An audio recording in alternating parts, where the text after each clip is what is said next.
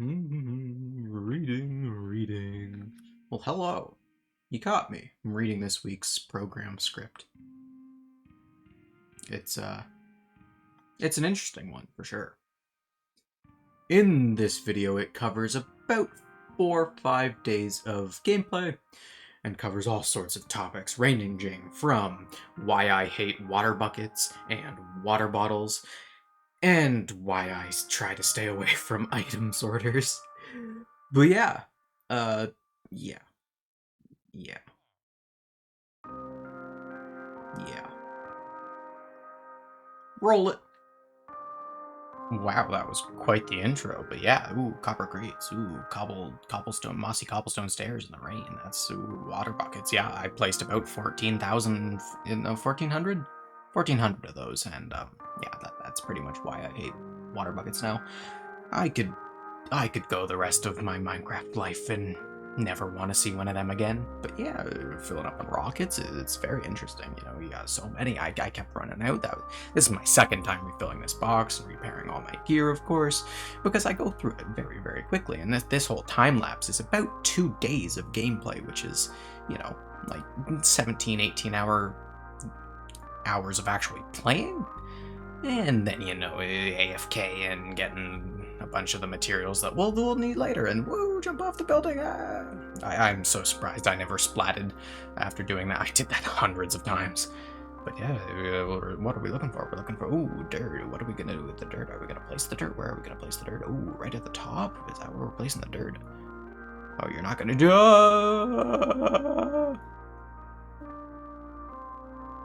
That was scary. Welcome back.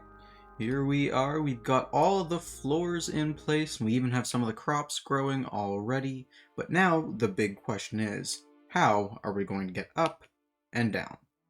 So I've begun to put these walls all throughout the building to assist me in placing all the dark oak? Yeah, dark oak fence gates all along there to hold bubble columns. So we need to travel 8 floors. There's 9 floors including this one. So we have 8 different blocks here that will have their own respected bubble column that will go to each floor. This is the best way I could do it with how it's designed. It's a lot faster than a 2x2 staircase. This would be a pain to travel up and down. So we're going to do bubble columns, and I'll just need to figure out a way to get out of it once you drop down to the center. Traveling between floors isn't going to be the easiest thing, but that's a problem for me later. Let's get placing these. Wow.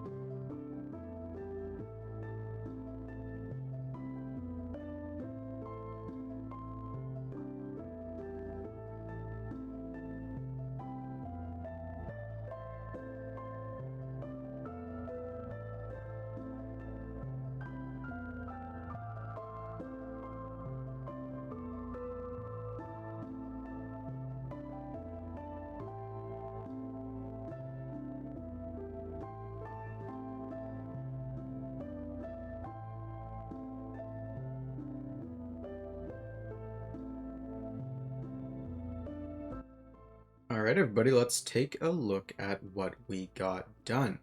That last bit, that was so long. That was like an hour and 20 minutes of using water bottles to turn dirt into mud instead of just using mud. Don't ask me about my decisions. But hey, it's looking good. We also got the exterior bars here. I don't know what else to call these. They are balconies, which we'll take a closer look at in a minute. But this will feed into the general vibe of what the city will be once these buildings are in place. Very exciting. So let's take a look at the inside.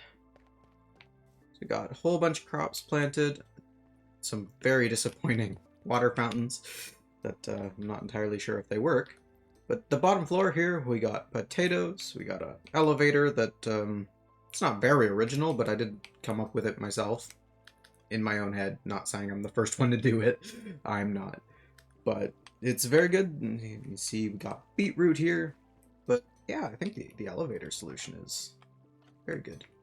A whole bunch of carrots. And this farm has already been put into use by another member of the server. We've got bunch of floors done. We still need to finish filling out a whole bunch and do a lot of the finer details. I thought I'd give just a little walk around of what we have so far. So we got almost all the infrastructure in. We still need to do a bit here. But this has been quite the project so far. And these two, the top 3 floors, I haven't really done anything with yet. But all things considered, I think that is looking very, very nice. Oh, that's the up. Let's go down. Let's check out the balconies. It's going to be hard to explain what these will be in the future, but the view, they offer some good views. But yeah, all things considered, I think this whole project has turned out very well. And for about 4 days of building, I think we've got quite a bit done. It's like 3.5 days. I've spent most of today editing. But yeah, I think this is looking very, very nice. We have got up to some other things yesterday, though, so let's take a look at that. And, yeah, because that relates quite heavily to some of our next projects. So let's go do that. So, we are in the Nether for this one. If I can figure out how to drive. Oh my gosh. Okay, I just keep going in circles. Maybe I should look where I'm going. Alright, we are in the Nether for this one. And that is because with the recent gold farm, we finally got some new toys to play with. Ooh, new fun. Yeah, this is the Pigmen bartering system. Now, I did make this off the top of my head. No tutorials, no looking anything up. So it doesn't work great. The biggest issue with it being that the storage system backs up very, very quickly. We don't have enough gold, but we'll run it for a moment. The clock's not on.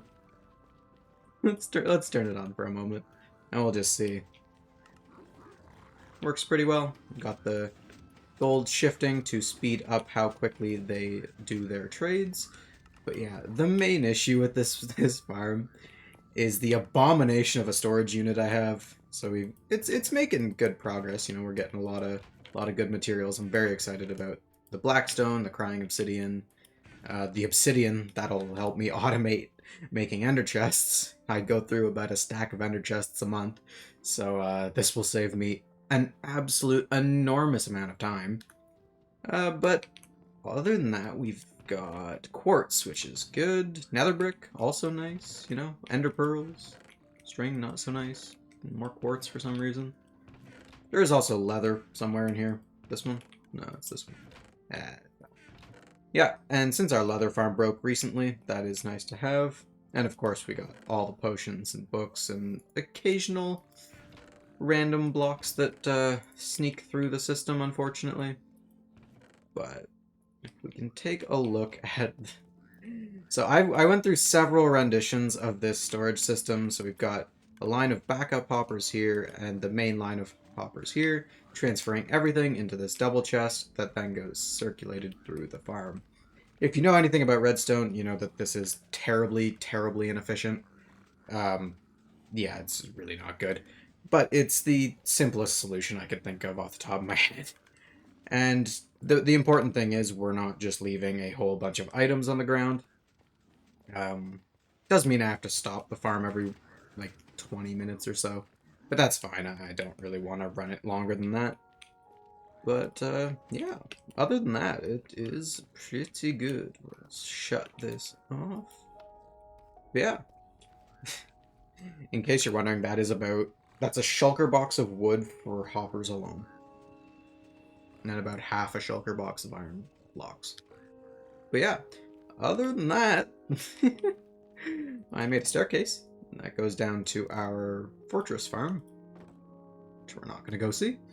But yeah, this is a lot of stuff really crammed into what I hope is going to be an under 10-minute video. But yeah, thanks for watching, and we'll see you next time. Bye!